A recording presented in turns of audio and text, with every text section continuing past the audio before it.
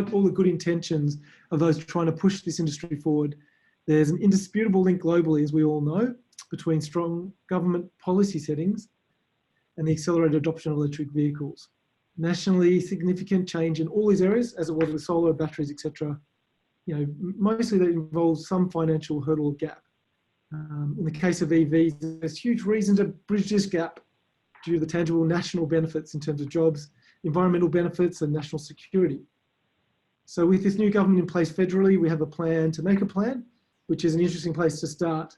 But now is the time to invigorate and re-engage in this debate. And hopefully this webinar will be a good starting point. We could not have two more qualified presenters today to speak on this topic. Behyad Jafari is tireless in his spearheading of the policy engagement agenda in Australia. And Dr. Rebecca Michael is the head of public policy in RACQ and is driving a wide future mobility agenda across Australia. So the protocol for this meeting, please make sure you're on mute. We have questions, but please put those questions in the chat box and we'll ask them at the end. If you are on the phone, you will have an opportunity to ask questions later. We're launching a message board today, which I'll do at the end, and you can put your questions in there.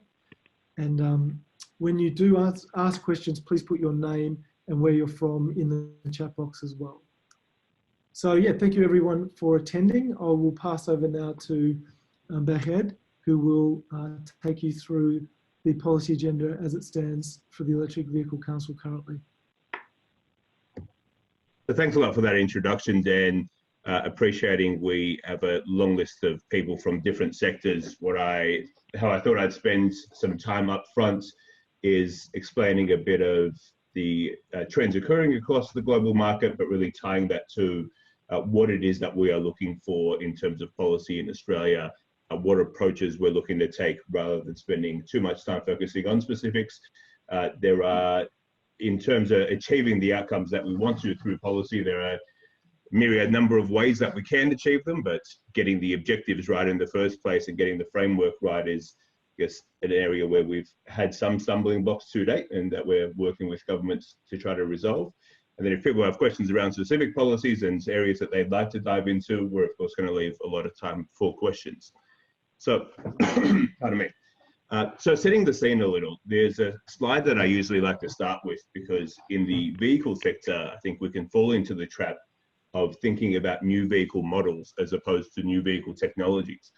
And the key distinction there, and the key distinction where we want to think about policy planning in this space, is that new vehicle models we're all very familiar with, and there is a quite well noted now path of incremental growth, maturation, decline, new vehicle model comes along.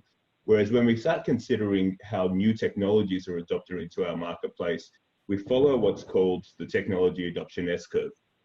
Some of you may have seen this graph in other presentations in the past, but really what I want to highlight in what we're looking for in policy is three different things. So it's not one policy by itself, but it is a family of them that creates an environment for the growth of new tech.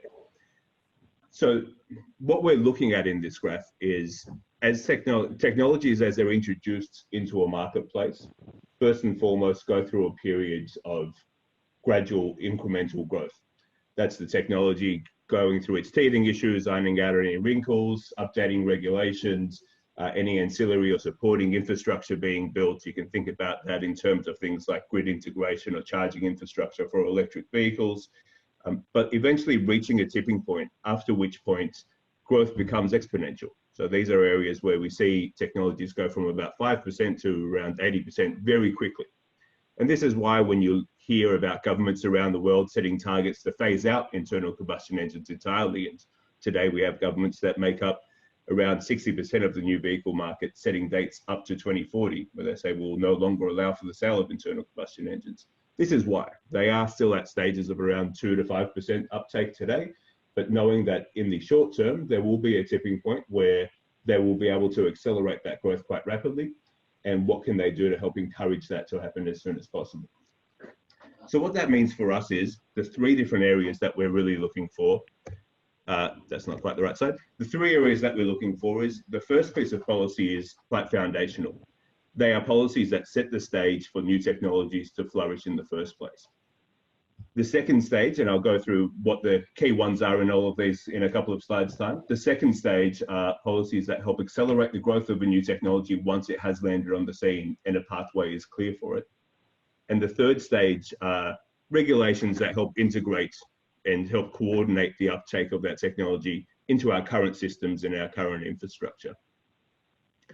Now, this is a little bit that I just realized I had a little bit out of place, but I'll quickly explain the reason why while we're at somewhere like 2 to 5% of market uptake globally for electric vehicles, this is the graph that policymakers around the world are looking at and recognizing that they can reach 100%. What they've seen is that essentially the engine, the lithium-ion battery pack that drives an electric vehicle, has already fallen in price dramatically. The kilowatt-hour price has fallen by about 86% since 2010. And considering a pretty conservative learning rate going forward in future years, we start to see electric vehicles that are cheaper to own on average based on a total cost of ownership basis by 2021 and cheaper to own up front, so sticker prices being cheaper by 2024. Now, hopefully I've got this next slide in the right. No, I haven't. Okay. So I'll just speak to this a little bit. I think I'm missing a slide inside of this presentation, but I'll speak to it all the same. The first piece you'll remember that I said is looking at policies that help us, that help provide an environment for new technology to flourish.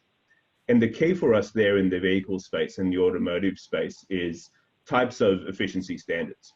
So around the world, this has followed models, whether it's called a fuel efficiency standards, which is a model that we've looked at here in Australia, or a CO2 standard. What these standards do, and these very well predate electric vehicles coming on the scene as well. What these standards do is look to a manufacturer or a distributor of a vehicle and to say, on average, we expect you to hit a certain target so that for every litre of petrol we put into a car, it travels a further distance. They, of course, have the benefits of reducing the emissions that are caused by burning that petrol, and also meaning that consumers need to buy less of it in the first place in order for transportation. Now, these policies have been put in place, for instance, in the US since the mid-70s, since the late 70s across the EU, are now in place across about 80% of the new vehicle sales market. That's why we call them the foundational policies. They are what have really shaped the ecosystem for how vehicle technology, particularly in the efficiency space, has been able to flourish, and they've provided direction for investment over the last few decades. And of course, now today, as we have electrification demonstrating an opportunity to much more dramatically reduce both emissions and increase efficiency, we have new suites of policies in place that look to specifically support the acceleration of that technology. What they aim to do is they look at the societal benefits that Dan mentioned around electric vehicle technology. They recognize that an automotive company cannot capture the value of any of those benefits. These are things like lowering air pollution and improving public health, lowering a country's dependence on foreign oil. There's no car company that makes money of that. So they say, well, we will reward our citizens in order to have them preference the purchase of those vehicles over others. These commonly look at things like tax rebates, tax incentives, tax exemptions that aim to reduce the upfront price of purchasing an electric vehicle over the upfront price of purchasing a combustion engine one. Now, the reason why you start taking those measures beginning today is largely, this is where we come to the graph that we're looking at now, and this is what's quite relevant for Australia. Because we know that most of the developed world and good portions of the developing world are taking those measures already, and Australia has not to date, although it's beginning work on developing its own strategy around these policies. And really what we're aiming to do here is not to help aid the development of electric vehicle technology. We know quite well that we import vehicles to this country, and while we have a significant stake in the new vehicle sales market, we're not large enough on our own to significantly shift it. But our concern is more in the supply of technology that's brought to Australia's shores. So what this graph is showing us is three different scenarios. And in these three, the leftmost scenario shows a path where we take quite a lot of action to support electric vehicles. This would be an equal amount of action to other comparable nations to ourselves. The middle one being the middle amount of action, and the final one being business as usual today. And what we can see is that the transition towards electric vehicles will still continue to happen. If we stretch this out to 2040, 2042, all of these end up at 100%. The concern for us becomes that tipping point of when we start to dramatically increase or exponentially increase the rate of electric vehicle uptake occurs much later in Australia than it would otherwise. And that delay comes not by any difference in how electric vehicle technology continues to develop, not how much the costs continue to drop, but in the supply of those vehicles to the Australian marketplace. We have to remember the development of new technology inside of whether we say a car, a van, or a truck, comes at a cost to the manufacturers. So necessarily, the latest technology and products, the ones with the lower profit margins, will go to the more favorable markets, the markets where they are required to and encouraged to provide those vehicles. And then finally, we get to the last stage, which is, and let me just see what this is. The last stage, which is measures that supports the integration of the technology into our current systems. And this is where, for those of you from local councils or state governments on the phone, where we start to look at measures that we need to start taking today, which are ensuring that new infrastructure that is built is fit for purpose and future-proof for greater levels of electric vehicle uptake. So this is when you're building a new building, ensuring that it is being designed and built correctly to allow for electric vehicle charging to occur. Quite important inside of the built environment, where we build based on a 40-year lifespan, and we know that within the next either 10 to 20 years, we are transitioning fully to electric. So regardless of which of these paths we take, there will certainly be a necessity before we need to tear that building down. Measures that we're taking with the electricity industry to ensure that we receive the maximum amount of benefits of the integration of EVs onto the grid to smooth out demand, to lower electricity prices and lower energy prices, not just for electric vehicle purchases, but for all consumers. And then ultimately ensure that we get people into everyone into electric vehicles, or give them access to them as soon as possible so that they can lower their overall energy demand and lower their overall energy prices. I want to look at a few other pieces here and what's the difference between the lack of measures that we've taken in Australia compared to measures taken elsewhere has meant. And I believe I'm getting close to my 15 minutes running out here, so I'll do a few more pieces and pass over to Rebecca so that we can spend more time on questions later.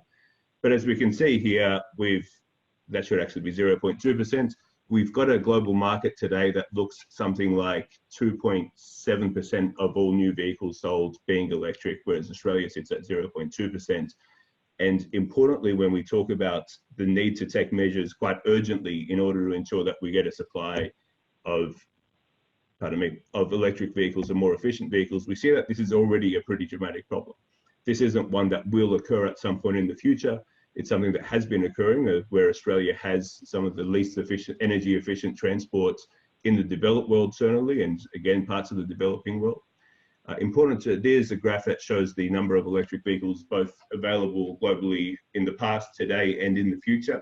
Important to note that there's no one market that has access to all of the technology, but you certainly have access to a large amount of it. And you can see here that in 2019, we have something like 311 electric vehicles available globally. Now in Australia, we have something closer to, I believe, available now around 23. A few have been discontinued recently. So that's similar to what the global availability in the market looked like back in 2011 rather. There's just a bit about the increasing investment that we're seeing in infrastructure. But very importantly for us, that restriction in investment because of that lack of certainty that the lack of policy drives has particularly been felt in the lower priced segment of the market. So when we look at the UK, which is a really important influential market as a large right-hand drive market to our own, we see the number of electric vehicles that they have available priced under what is roughly about $60,000 Australian is somewhere close to the number of electric vehicles we have in Australia in total, most of our market today being made up of luxury vehicles. I was going to spend a little bit of time speaking about infrastructure and a few more later developments and movements that are occurring in the market that give us a bit of hope already because of investment we're seeing. But just in the interest of time, I'll stop there and pass over and encourage you guys to ask questions about them. Thank you. Obviously, as mentioned, I'm Rebecca Michael, the Head of Public Policy at RACQ, and RACQ is Queensland's largest club, and we represent the large proportion of motorists in Queensland. Moving on to slide 2. RACQ, as with most car clubs, we're technology agnostic and we're looking to encourage the uptake of ultra-low emission vehicles to meet our members' driving needs. And in this case, we're obviously talking about EVs in this context. And in doing so, just moving on to slide 3, the role of the car club essentially has to balance the imperative to increase the EV uptake while still managing, making sure that, you know, our members' affordability and consumer choice is maintained. In trying to achieve that, there is a complex interplay at a national level of a certain suite of policies which interact to impact and sometimes perversely impact the uptake of electric vehicles, and if not impacting on the uptake, will impact on affordability or choice available to consumers. So that suite of national level policies, which Behyad alluded to before, look at things like the CO2 emission standards, fuel quality standards and road user charging. And the RACQ through the AAA, or just I guess for everyone's, you know, edification in case, you know, people aren't aware, CO2 emission standards are looking to identify what that fleet-wide average for CO2 emissions grams per kilometre is. The government has proposed a 105 gram per kilometre target by 2025. And then you have fuel quality standards, which looks at those sort of, you know, the quality of our fuel, particularly in relation to those Euro 6 standards, so those noxious emissions. And then road user charging, which I'll get to later on. But from the perspective of the Automobile Club, we're concerned around the time to introduce these standards and at what point that target is set.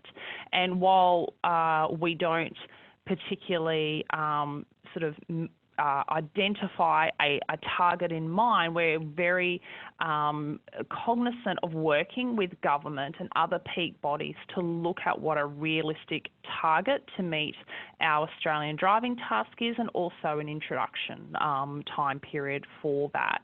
If we're looking at the 105 grams per kilometre by 2025, this would require a 9% annual reduction in CO2 emissions from those new light vehicles between next year and 2025. And if we look at some other markets overseas, the comparable rate of reduction is 3.5%. So I think there's still some work to be done on how we look at those national level policies interact to incentivise EV uptake while at the same time being cognizant of affordability and choice for motorists as well. And part of that is looking towards what the markets are doing in terms of choice and availability of different models. I think so at one level, RACQ and the automobile clubs are sort of working with government to see what those policy settings look like, recognising that government seems to be at a federal level shying away from actually committing and taking steps to implement a coordinated policy regime across all three of those different policy settings. And that's something that we have been calling on government to address. I think postponing that is going to create additional problems and uncertainty in the Australian market, which is something we would want to avoid. Moving on to slide 4.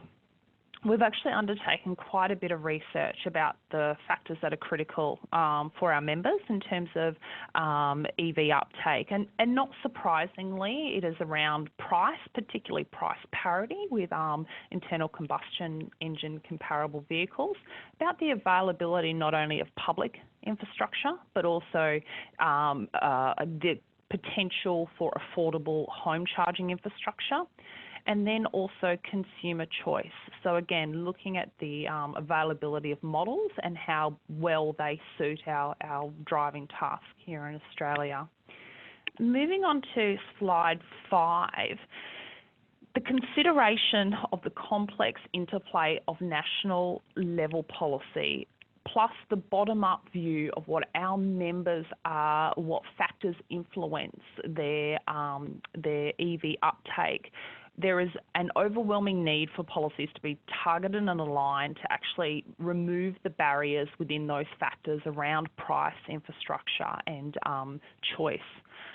With that in mind, the RACQ in slide 6 has looked at each of these factors and have identified a policy response as well as a series of actions which we believe are critical to actually stimulate I guess the EV market to a level that will, I guess, move towards, you know, an increased acceleration of uptake, noting that those national and federal, although federal policy settings will impact on whether these particular actions achieve the outcomes that they're setting out to achieve.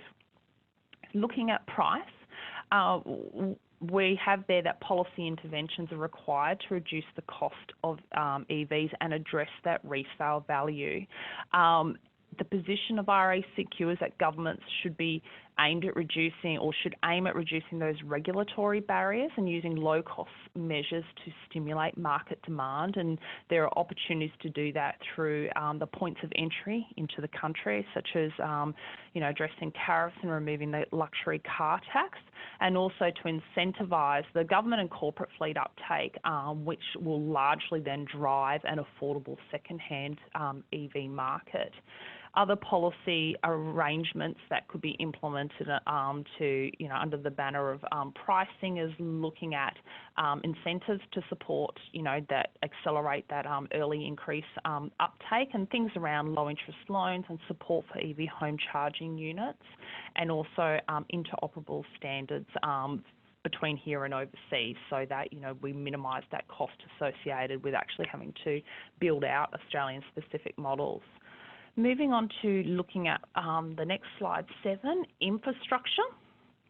Obviously, governments and industry have a role in building a scalable EV recharging network, and we need to ensure that that addresses the different types of charging and situations for charging that are convenient to motorists to provide that reliability and that confidence in the public charging network.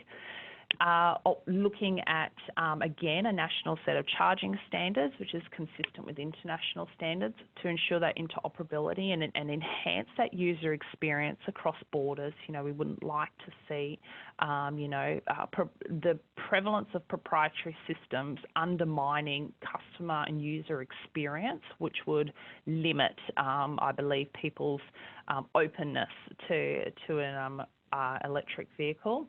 Home charging, our members tell us overwhelmingly between 85 to 90% would prefer to charge their electric vehicle at home, and I believe this is research findings that have been replicated through other surveys as well. So the idea of actually streamlining building approvals for private installation of EVs and making that information available, working with developers to include that in housing developments, I think there's a strong role for government in that space. And obviously, while not a concern now, we need to look at the electricity supply network, not only to ensure that it can meet demand long term, but also that the environmental benefits are being delivered and optimised by, drawing on electricity that is obviously clean and not coal-fired. And we can see in Queensland we have a renewable target that government is taking steps to achieve, and we think that this is critically important to have that alignment if we're to sort of underwrite the increased uptake of EVs on environmental grounds. Finally, looking at consumer choice, the biggest concern around the CO2 emissions targets being an average across models within brands is the potential that we will see a decline in some models being offered in Australia to offset what is the Hilux capital of the world here in Australia. So for government to be able to work with manufacturers to set those realistic market and policy targets is important. And again, for that consumer choice to actually remove the fiscal barriers at the point of entry to make these models more available and also more affordable and comparable in price to an ICE vehicle. Electric vehicle repair, support and maintenance, widely available. RACQ as a leading roadside assistance service provider is committed to, ensuring that we have, are able to service and repair on the roadside or otherwise electric vehicles, and we're looking at sort of mobile arrangements in that space. Moving on to slide 9, the big elephant, white elephant that's in the room when we think about a coordinated arrangement of national level policy to incentivise EV uptake is where EVs sit in a road user charging reform program. While it's probably not, you could do a whole webinar on this topic.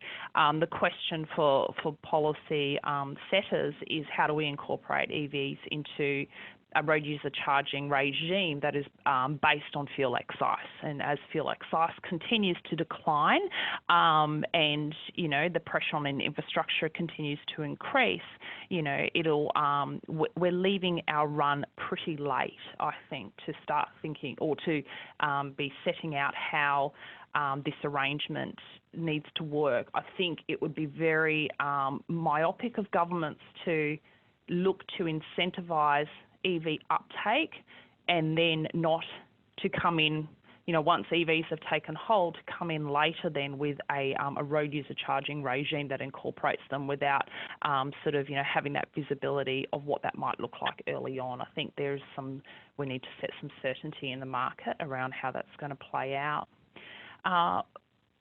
Looking in slide 10, what is RACQ doing?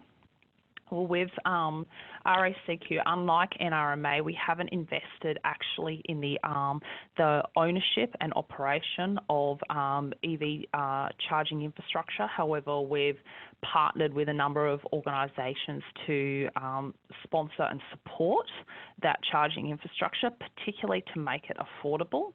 So we have a relationship with ChargeFox for their ultra-rapid network and have recently partnered with the Queensland Government on a Far North Queensland destination charger pilot. We believe it's critically important to have, a diverse network of different charging types for different types of activities to encourage charging. And as I mentioned before, looking at that EV roadside assistance model and how we might ensure that we meet our members' EV needs going forward into the future. That's all I really had to there, so I'm happy to take questions as they come through.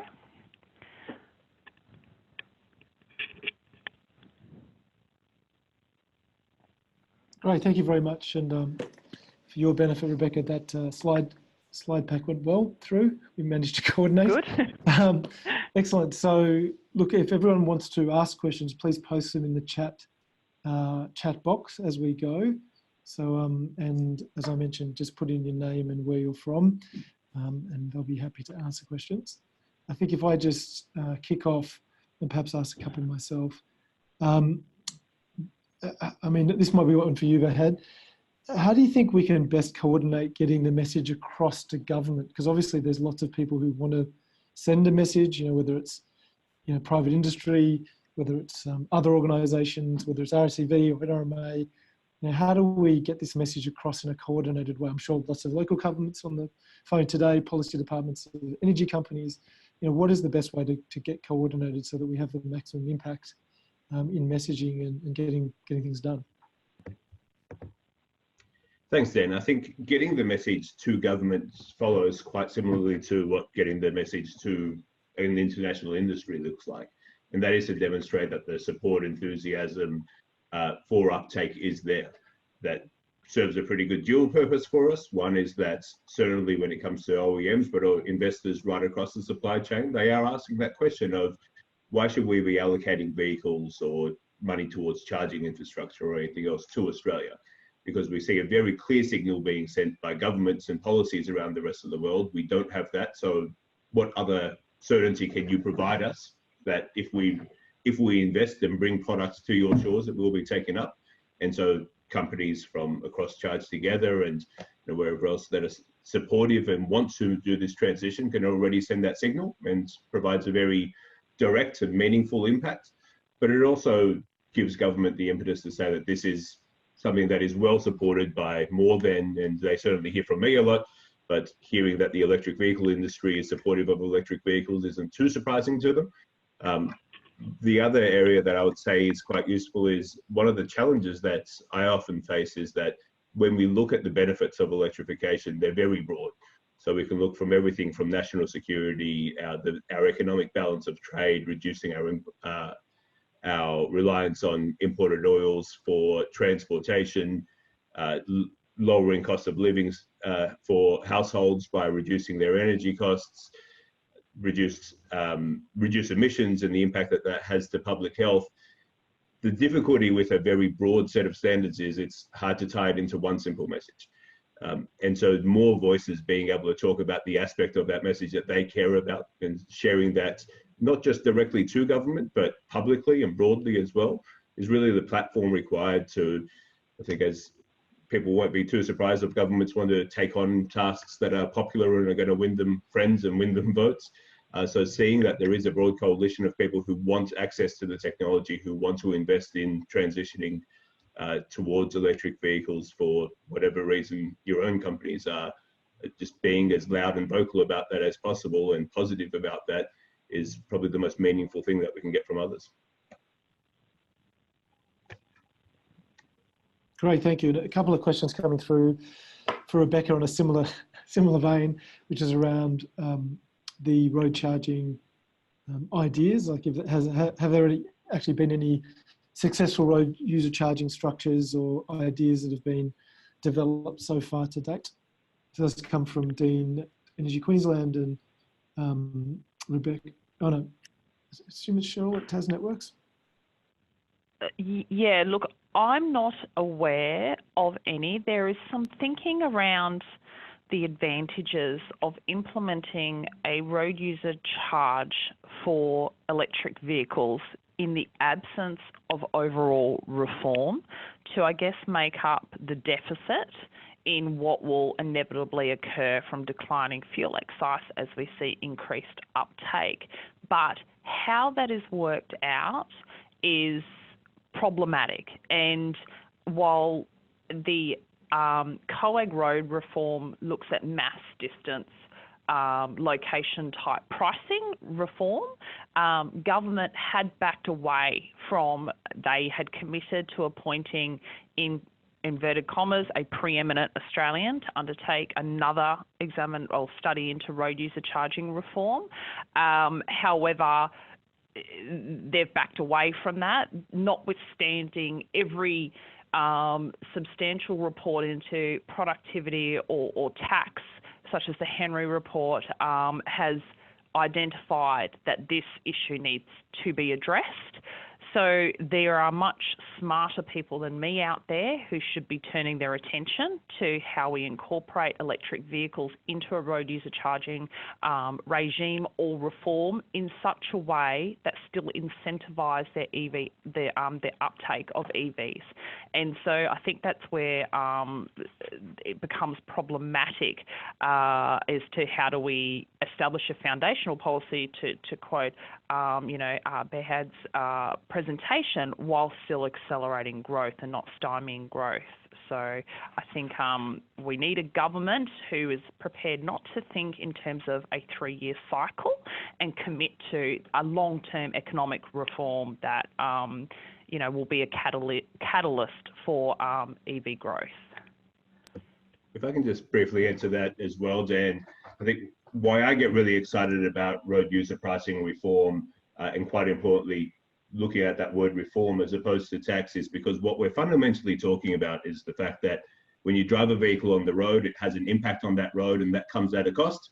And today through fuel excise or through any future reform, we want to try to capture that cost. Now, why that's an exciting conversation to have is because when you drive a vehicle on the road, there are a whole bunch of other costs associated to that as well that aren't captured today. So when you purchase the petrol that we have to go and buy from overseas and import here, all the geopolitical risks that we have from where we source our oil from and our refined petroleum from, when we then burn that and it goes both into the atmosphere, but more importantly, more directly into our lungs and into the lungs of the people around us as well. None of those costs are currently recovered from driving a vehicle today. So there's where it gets quite important of looking at if we want to start capturing the external costs that are caused, then we should be looking at a more holistic reform and say, well, what does it actually cost to have a car on the road, a different type of car on the road? Where are their savings? Where are their costs? How do we price that in most effectively? What we certainly don't want to see is a situation where people who are buying today already more expensive electric vehicles that have a technological price premium and providing us with this external benefit being slugged with an additional tax to make up for the fact that people in gas guzzling vehicles are not paying for that portion of their costs as well. And so that gets really important in considering this needs to be a discussion with, as the government's recommended before, with eminent Australians or whoever else, experts looking at how do we transition our economy towards more advantageous technologies? How do we capture the costs associated with that? But where I think the argument falls over too often is looking at road user fuel excise rather creates a certain amount of revenue for government, and people focusing very much on how do we create a new system that maintains that level of revenue for government. Today, fuel excise goes towards general revenue and government gets to decide where to spend that money, which is all well and good, that's completely fine. But if it's a conversation about how to maintain government revenue, there are a range of ways that they can collect taxes. They can raise income taxes. They can do whatever they like. We don't need to think about whether that's a road user pricing system. But if we want to talk about actually shaping the way that we use our roads, more efficiently using those roads, reducing costs and impacts overall, then an actual reform process can be very meaningful. Thanks for that, Behyad. So we've just had a question from Scott at Arena. The question around if this in the slides that you showed Behyad before, it looked at uptake, and often we hear from industry or from generally commercial media, it pushes them both here and globally. It's all very exciting. And I guess the perception could be that it is going to happen anyway. So what's the positives and negatives of going early? Is it something, I personally get a bit frustrated by that message because I think it is going to be slower, much slower if it's not driven by some policy. But what's your view in terms of the messaging that it's going to happen anyway, but it needs to happen faster? So you did cut out a little bit there, but from the end of your question, I think I can guess what the rest of it was. Really what we really lose out of going slower, because as I did mention, we do end up there anyway. We end up at 100% eventually. There are, of course, the most direct sort of social losses. We're going to have people paying more for transport than they need to. We're going to be emitting more pollution than we should be, or than would otherwise be necessary for industries and for people in logistics companies or businesses that require transport. They're going to have higher costs than their international competitors or their international peers. their peers will have transitioned to lower cost electric vehicles, and they'll be explaining to investors and their customers why it costs more to do business in Australia, why it costs more to move goods around Australia. But really, from an electric vehicle industry perspective, and in terms of my job, what we really get concerned about is the opportunity cost when it comes to new industry development. I can't exaggerate that almost every international investor that comes and speaks to us says that when we do desktop research comparing like-for-like scenarios, it makes a lot of sense for us to base some of our operations in Australia, whether that's some level of manufacturing, some level of assembly, going upstream or downstream, depending on where in that stream you are, in providing services, charging infrastructure, technology development. Australia makes a lot of sense because you already exist at the very beginning of the value chain. You have the rocks in the ground that we need to dig up and transport anyway. Today, we're operating in a system where we mine the goods, refine them up to make them ready for transport them to a location, refine them back down to make them ready for processing and manufacturing. So people want to avoid those costs. The challenge for us today is there is no like-for-like scenario. Even the developing world, but certainly the developed world, is racing as fast as they can to try to land some of those businesses in their markets. Saying if there was no disruption, the automotive sector is pretty well set, but because of this disruption, there's an opportunity for us to get new, sustainable, innovative businesses and careers set up in our country. Now, while we'd like to set up in Australia, others are coming and taking food from your plate. So really that opportunity to get ahead of it and get some of those businesses landed are a 12 to 24 month opportunity there. Once factories and things like battery manufacturing factories, processing facilities, vehicle assembly and manufacturing factories are built elsewhere, it's very hard to then tear those down and restart in Australia if we decide to get on with it 5 or 7 years down the track.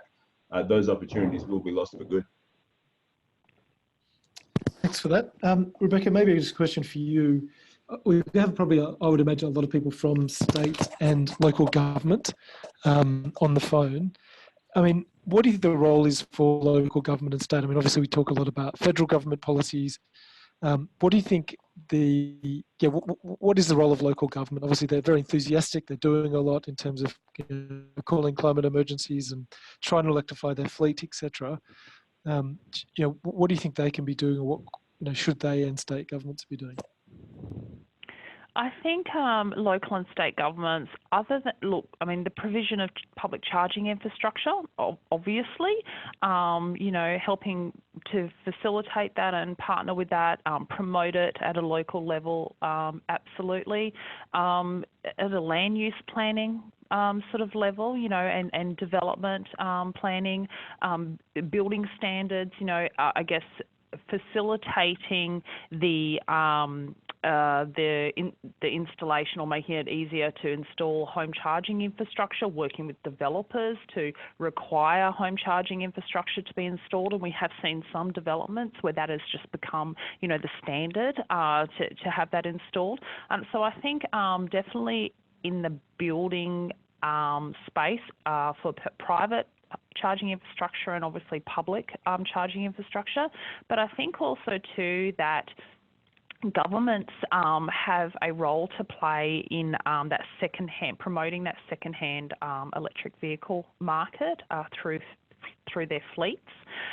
We know that most sort of second-hand vehicles do come through fleet turnover. So I think actually making those choices there, I think we find that some of the research from our members suggests that they still lack confidence in the longevity of a electric vehicle battery, and what does it mean, and how long will it go for, and when it does sort of die, what is the cost of replacing that? So I think that is a concern, and by fleets actually sort of uptaking those vehicles and then putting them into the second-hand market, we can go some way to actually sort of restoring some or instilling that confidence.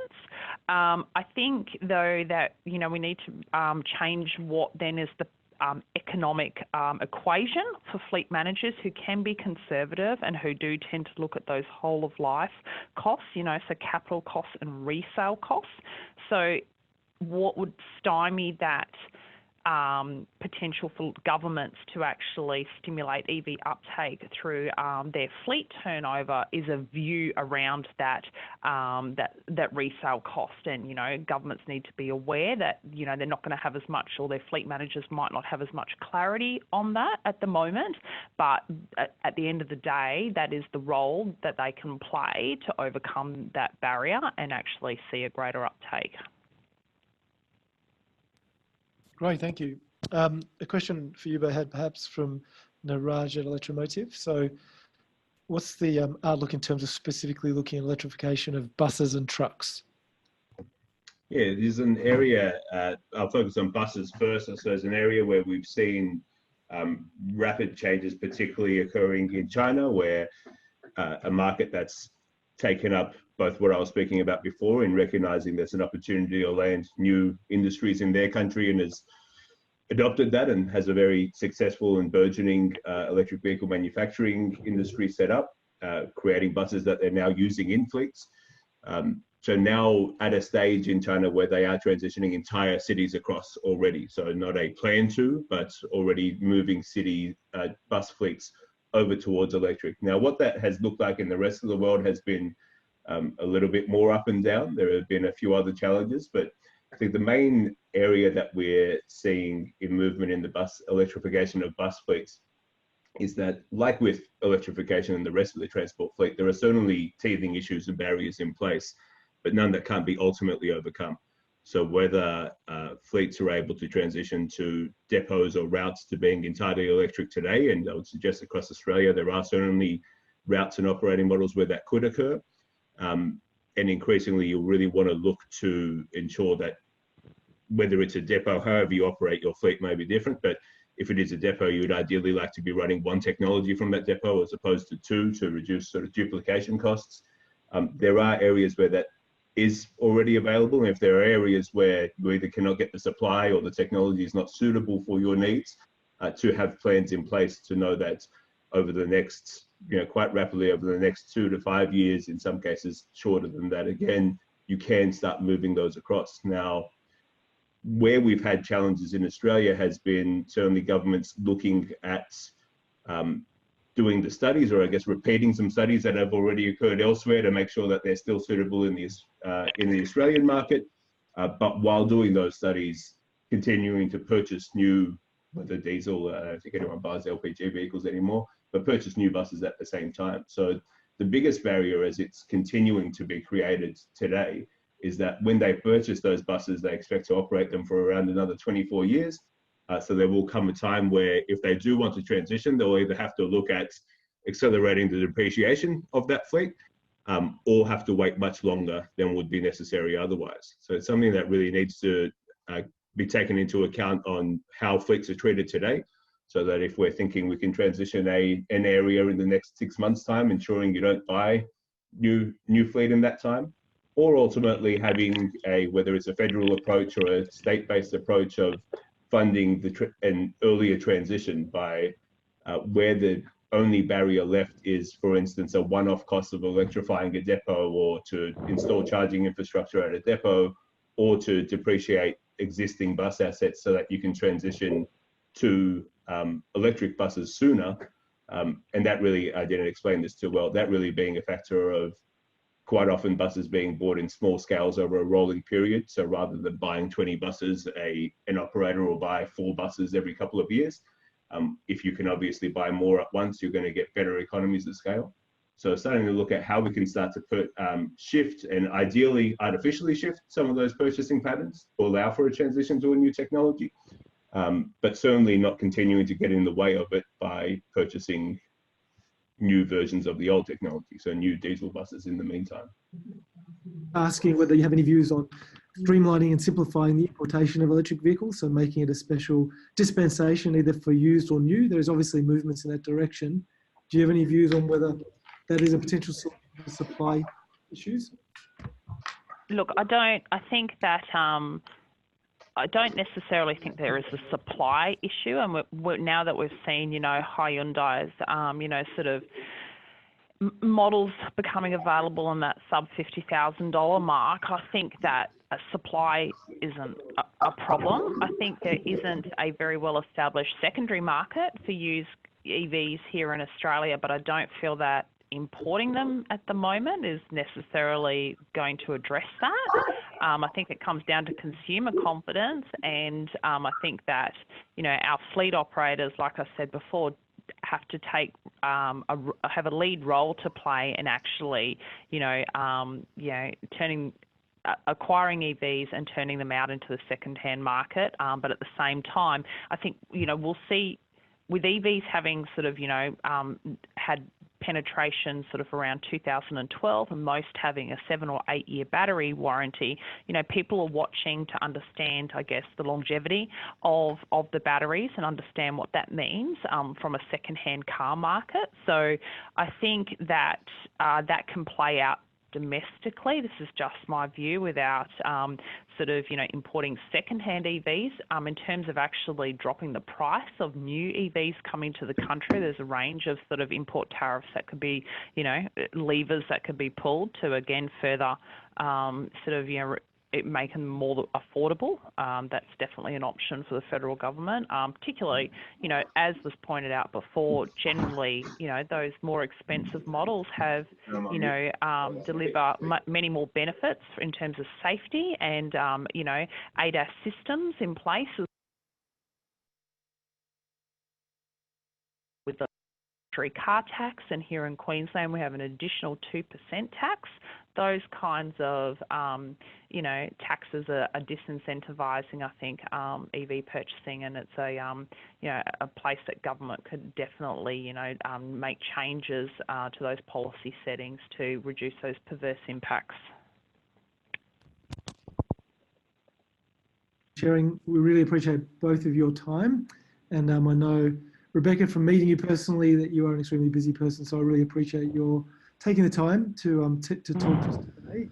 And a good segue into the end of this is a question from Darren talking about running costs and the RACQ and how they are essentially potentially quite high. And I guess the purpose of this program is to try to help fleet managers in particular understand those costs. And we've heard today the importance of electrification of fleets. It's been a very big theme of today. And obviously, we believe it could be a policy area that could get bipartisan support. It's got a very big bang for buck. And it's going to have a huge impact long-term, as Rebecca rightly pointed out. So, the Charge Together program, we're at a very exciting point. We have over 100 fleets registered. And thank you for all those who have participated and helped to date, not just the sponsors, but also the range of organisations that have actually helped us to form these tools, from people like AFMA and City Power Partnership and IPWEA. Today we're launching the forum, so I'll paste in there the link to the forum.